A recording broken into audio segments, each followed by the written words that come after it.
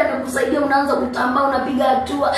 Inafika wakati binti unamdharau mama yako, unamvalia vinguo vya ovyo. Sikiza, yule mtu akinung'unika ndani, kuna mabaya anaweza kukukuta. Mchungaji wako kakulea, umekuwa ni mwimbaji mkubwa, umekuwa ni mhubiri, umsikilizi, umtii. Yule mtu akinung'unika ndani, Mungu anaweza kaachilia kabisa ile huduma yako. Kwa sababu Mungu ataangalia huyu kijana wakati alipokuwa bado hajainuka, alikuwa ananyenyekea, alikuwa anashuka kwa mchungaji.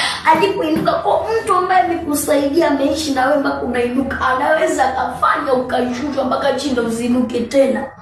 Mzazi ambaye amekulea wewe mpaka unafikia umri kujitambua, ukianza kumzao, anaweza kanunuka, shetani akapiga kazi zako, shetani akapiga ndoa yako. Inawezekana binti uolewe, wazazi usaidie.